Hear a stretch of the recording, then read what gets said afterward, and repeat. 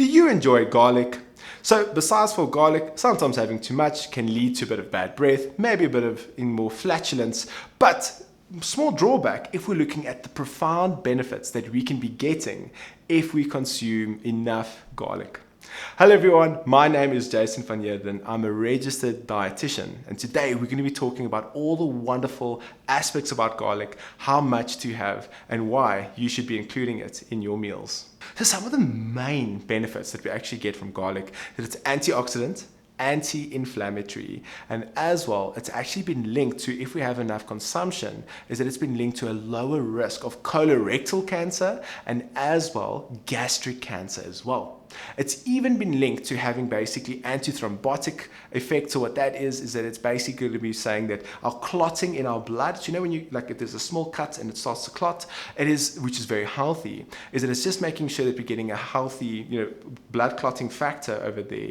But on the other hand, that's why if you are taking warfarin or other blood thinners, you would just be cautious not to have too much garlic.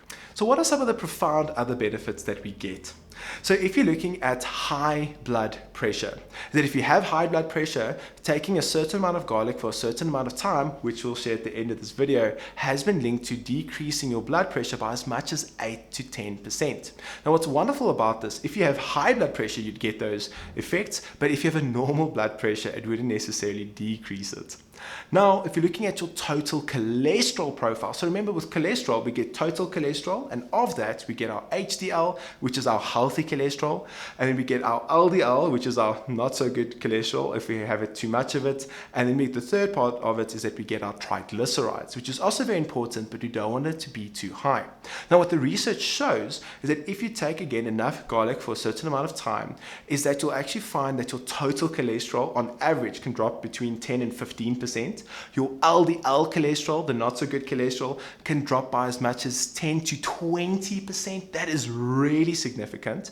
Then if you're looking at your HDL, which is your healthy cholesterol, can increase by 10 to 15% as well. And then triglycerides, not as big an effect, but even taking out triglycerides can also reduce having enough garlic can reduce your triglyceride levels as well. So if you're looking from a blood pressure standpoint and a cholesterol standpoint, it is something fantastic that we can be adding to your daily meals. The one study that I found was quite interesting, and what they've actually seen is that if you take enough garlic supplementation, is that your chance of getting an upper respiratory tract infection and or common cold actually reduces by as much as 60 to 70%, which is profound, right?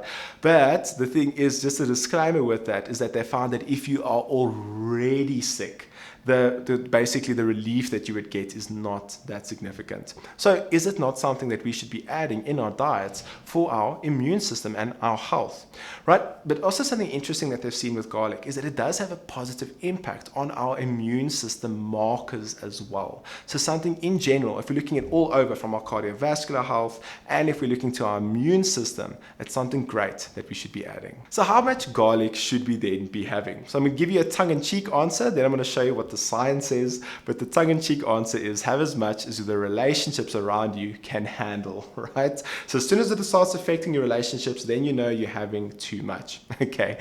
But the thing is that what the science does say is that to get the benefits, we're looking at about 0.6 to 1.2 grams of garlic a day.